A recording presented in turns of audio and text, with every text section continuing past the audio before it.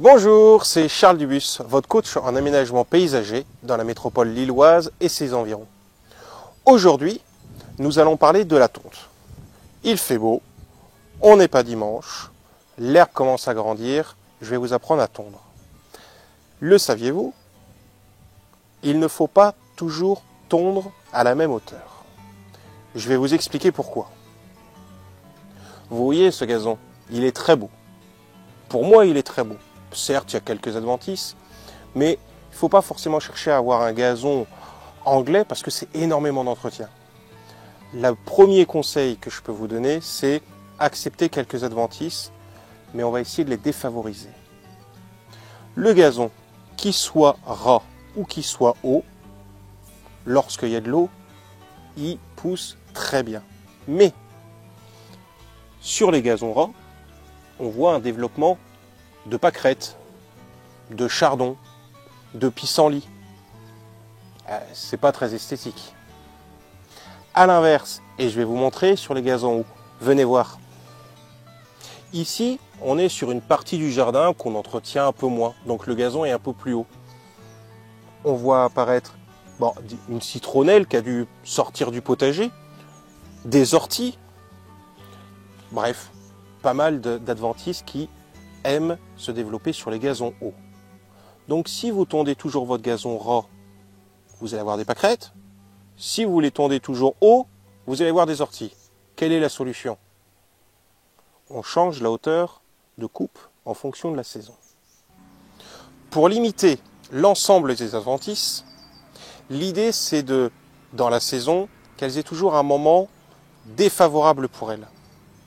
Alors comme vous pouvez le voir sur cette illustration, au printemps, lorsqu'il fait chaud et humide, on va tondre ras. Alors quand je dis ras, c'est pas on voit la terre, c'est 3 cm, 3 cm et demi jusqu'à 4 cm. Ça c'est pour toute la période où il fait chaud et humide.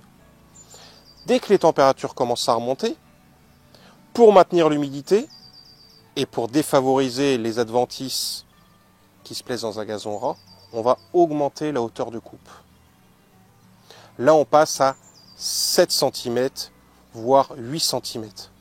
Ça, s'il faut donner des dates, environ mi-mai jusqu'à mi-septembre. Et en automne, lorsque les pluies reviennent, on repasse sur un gazon ras. Jusqu'au moment où on arrête la tondeuse. Courant novembre, souvent, là, on va le laisser remonter. Pareil, pour qu'il puisse mieux passer l'hiver. Alors après, on me dit souvent qu'on ramasse justement les déchets de tonte. Alors en soi, je peux comprendre, ça fait plus propre. Mais sachez que toute cette matière, c'est de la matière organique que vous allez enlever dans le gazon. La fausse bonne idée, c'est de l'utiliser pour mettre dans le potager, en guise de paillage ou dans les massifs. Alors c'est bien pour le massif. Ça le paille, effectivement, mais cette matière organique n'est plus disponible pour le gazon. Vous déshabillez Paul pour habiller Jacques. C'est dommage. Si vous ramassez, préférez plutôt le mettre dans le compost, et le compost, vous l'étalerez dans le gazon, et pas dans les massifs. Sur cette partie tondue beaucoup plus haute, vous voyez que le gazon commence à recouvrir la pâquerette. C'est à ce moment-là que la pâquerette va être défavorisée. De plus, sur le gazon ras, on pouvait apercevoir beaucoup plus la terre à nu que sur les gazons hauts. Donc en plein été, les rayons du soleil vont s'arrêter sur le feuillage et moins assécher le sol. Voilà, vous en savez un peu plus sur la tonte de gazon. Alors, je vous dis à très bientôt pour de nouvelles vidéos. Au revoir.